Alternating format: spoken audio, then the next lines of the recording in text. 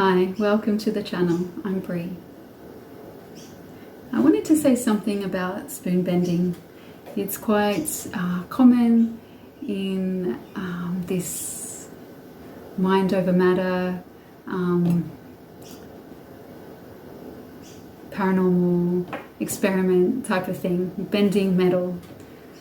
Different levels of it where you perhaps using a lot of force and then you're using less force and then you're using no force and then you're putting it down on the table, you're not even using your hands.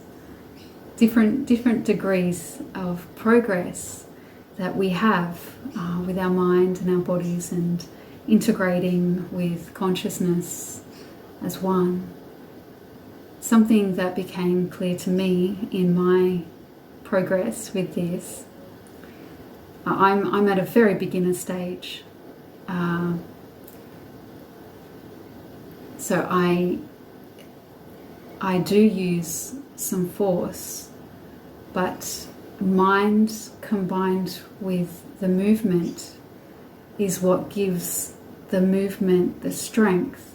Look, my muscles, I have small wrists. I'm not compared to other bodies, you wouldn't look at me and think I'm going to do this type of thing, but because I know how to make use of mind with movement and use consciousness to guide Qi and use the power of belief, cultivating states, I can make it happen. And how we get there is not important. It's individual to each individual person. So for example,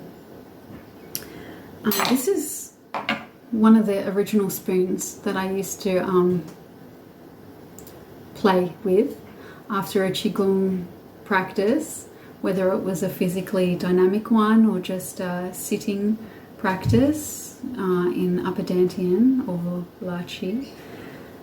I would often just imagine this spoon was very soft and try without force to bend it.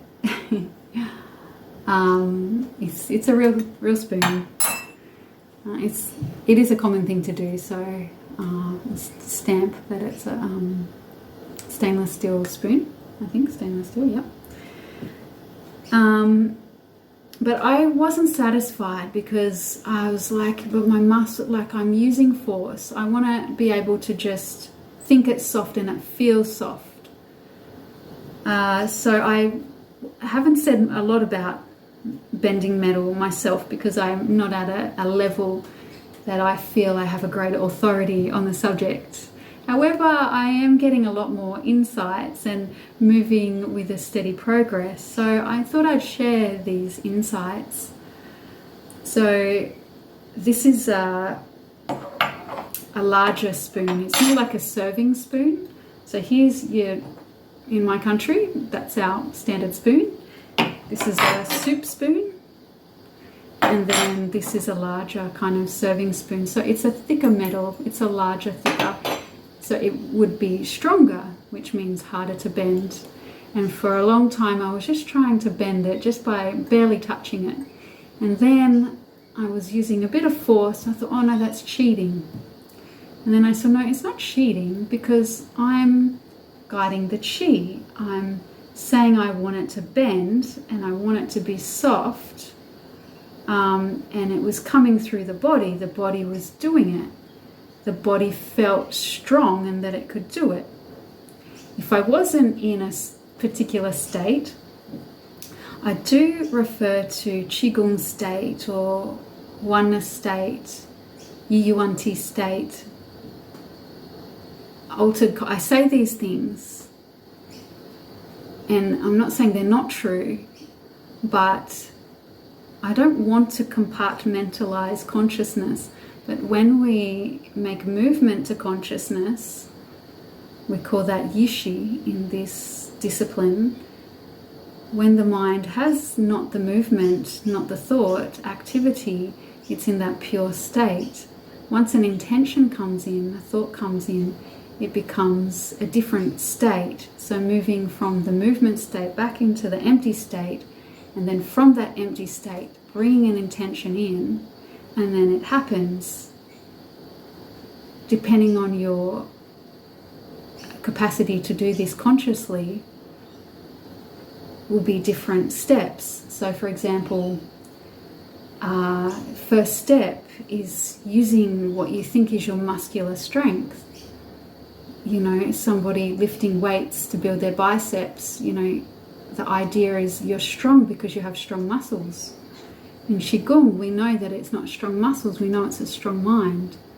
So we can do certain feats, you know, not with our muscular strength, with our mind inside the muscles, mind combining with body, combining with Qi, same thing, and the intention of the movement you want to do. This is Qigong way of doing exercise.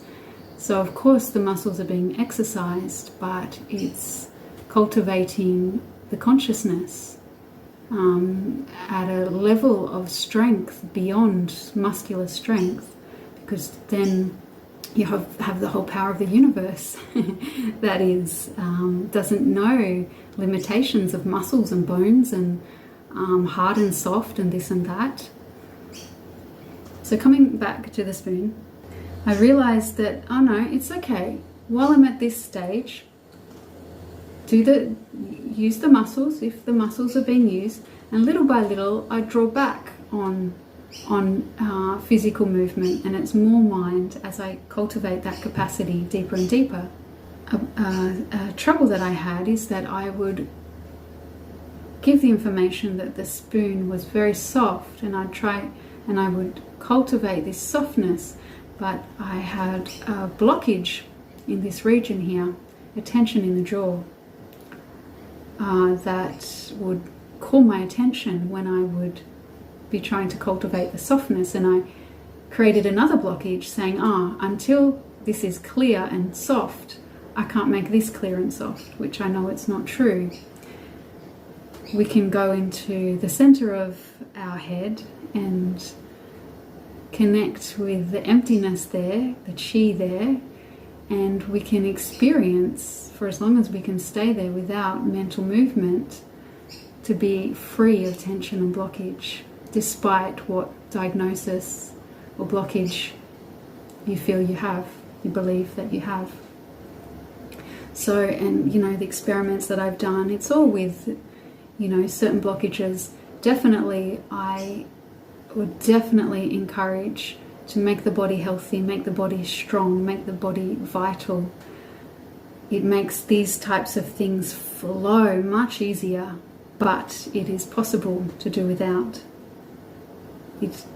In my experience, it's more difficult because you have more distraction with sensations. You have more bodily sensation distraction. So if you've cleared your blockages and you have full Qi flowing well, there's less distraction and the intention can be single pointed.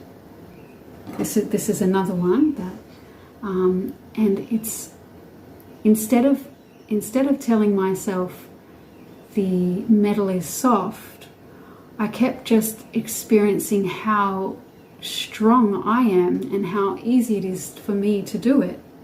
Seemed to flow a lot better. I've heard and seen on video somebody that was famous, and his technique was to experience with his mind that he was separating the molecules of the object. I feel I do a similar thing. I wouldn't use those words. More, I experience the Qi. I am the Qi. I'm in the spoon, the Qi spoon, and it allows for movement. Each is individual, so we're going to find our way to achieve what we want to achieve in our creations, in our thoughts, in our intentions. But this is a way that we can really put ourselves to the test and strengthen our capacity to create, manifest, to be ourselves at our true power. When I was recently in China, I had in my head, I don't do this spoon bending thing well because I use too much body. I use too much body, and I saw a practitioner very effortlessly grab her spoon and so it didn't look like she used her body. It was just her body was just going like this. And I asked her if she could do it again for me. And so she took another spoon, and I took a spoon, and I locked eyes with her, and I just followed her. And it just felt like putty, like plasticine, Play-Doh. And I just, and I thought, oh, hang on, maybe it is it's not a plasticine spoon, but when you start blowing up your mental reference framework system, you get a bit confused. You don't have a reference. So then you think, oh, maybe that's a normal thing to do, and pull the metal apart. So I took another spoon, and this time the teacher guiding, she wasn't facing me, so I couldn't lock eyes with her, but I locked being with her, and when she did it, I just followed her. And the same thing, it just feels so easy to just, and it happened again. And I've since come back, and I would like to progress, but I've realized to stop creating this blockage of, okay, it has to be like this now. Put the spoon there, it's soft. Maybe that's how I will experience it in my progression, but that's not how it is at the moment. And it reminds me of there is no paranormal and normal abilities. Maybe in a few years' time, in some years' time, these videos are seen, everyone can see that it's natural and normal to be able to do these types of things. And we will not need to get into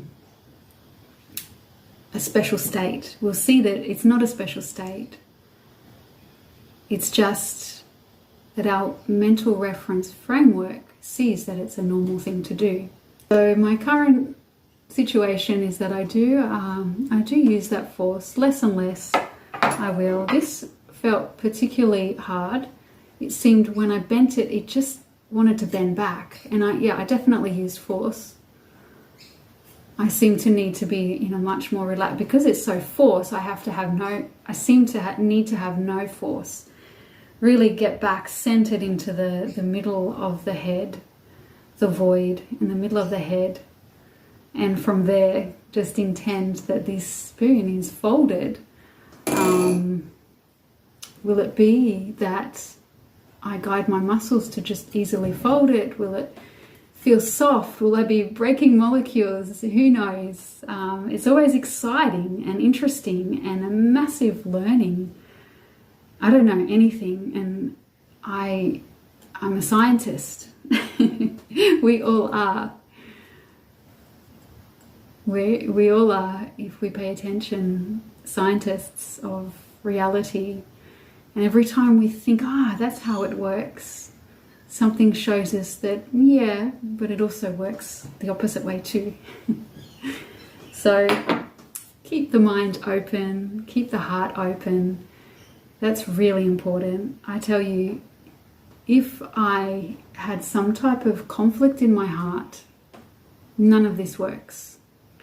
If there's something on my mind, a heartful thing on my mind, if I've had an argument with somebody that I care about, or I care about everyone, so if I've had an argument, if something's not flowing with a situation, a relationship, something really basic, maybe your taps are leaking and your house doesn't feel secure, whatever the thing is, if there's something in the heart and then you go to sit down to do this, it's kind of there.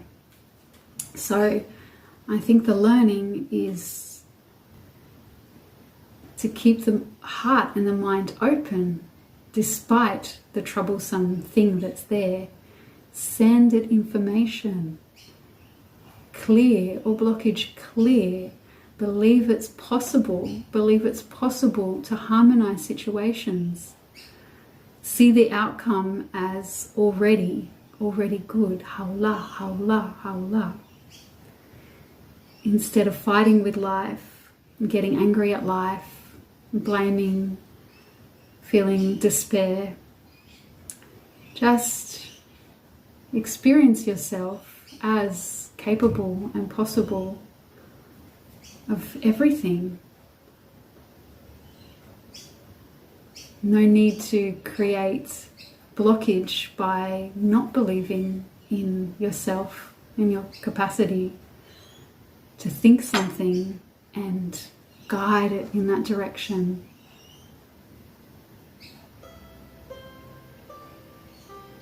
You'll know it's the right direction because the heart, it feels more soft without blockage. All the best practitioners and curious people. May hearts and minds stay open. We say Han Yuan Ling Tong. It's a very deep meaning, but a quick way to translate is as you think, you create.